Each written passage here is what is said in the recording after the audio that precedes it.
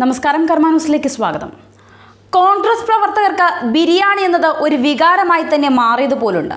ഇപ്പോൾ കോൺഗ്രസ് സമ്മേളനങ്ങളിലും തിരഞ്ഞെടുപ്പ് പ്രചാരണ യോഗങ്ങളിലുമെല്ലാം ബിരിയാണിക്കായി കൂട്ടത്തല്ലാണ്. തെറ്റു പറയാൻ പറ്റില്ല. നെയ്യൊഴിച്ച് വറുത്ത ബിരിയാണി അരി വെന്ത് അണ്ടിപ്പരിപ്പും കിസ്മിസുമൊക്കെ ഇട്ട് ചിക്കനുമായൊന്ന് കുഴച്ചു തിന്നാൻ കിട്ടിയാൽ പിന്നെ ഹൈക്കമാൻഡ് എന്നല്ല ആരെ കണ്ടാലും കണ്ണു കാണില്ല. നോട്ടം മുഴുവൻ ബിരിയാണി കലത്തിൽ തന്നെയായിരിക്കും.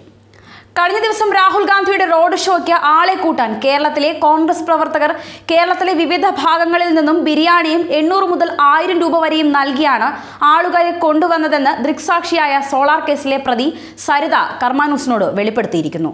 സരിത പറയുന്നത് ഇങ്ങനെയാണ്: ഓരോ അണികൾക്കും 800ഉം 1000 രൂപയും, അണികൾ വന്ന ഓരോ വണ്ടിയിലും ഓരോ ചെമ്പ് ബിരിയാണിയും ഉണ്ടായിരുന്നു അത്രേ.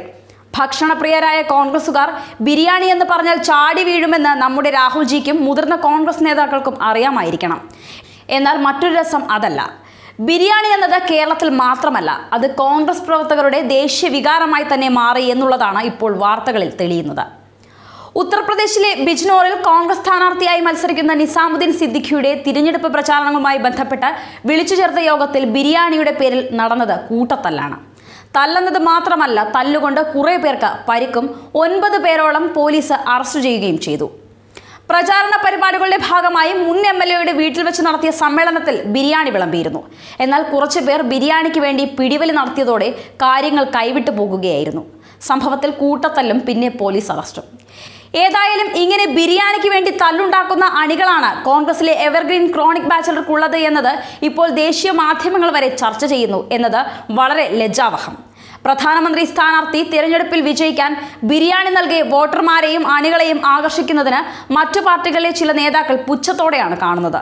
പക്ഷേ ഇത്തരം ഓഫറുകൾ നൽകി അണികളെ ആകർഷിപ്പിക്കുന്ന ഏർപ്പാട് നമ്മുടെ കമ്മി, കൊങ്ങി, സുഡാപ്പി, സംഘി എന്നുവേണ്ട എല്ലാ പാർട്ടിക്കാർക്കും ഒരുപോലെ ഉണ്ട് എന്നത് മൂടിവെക്കപ്പെട്ട മറ്റൊരു സത്യമാണ്. പക്ഷേ ദേശീയ പ്രശസ്തി കൂട്ടത്തല്ലിലൂടെ നേടിയത് കോൺഗ്രസുകാർ മാത്രമാണ്. അപ്പോൾ ഇനി ഏതോ ട്രോളുകൾ കേൾക്കുന്നു ഇന്ന് കോൺഗ്രസ് പാർട്ടിയുടെ, ബിരിയാണി പാർട്ടിയുടെ സമ്മേളനമുണ്ട് എന്ന്. അങ്ങനെ കോൺഗ്രസ് പാർട്ടി ഇപ്പോൾ ദേശീയ തലത്തിൽ ഒരു ബിരിയാണി പാർട്ടിയായി എന്ന് സാരം. ന്യൂസ് ഡെസ്ക്, കർമ്മ ന്യൂസ്.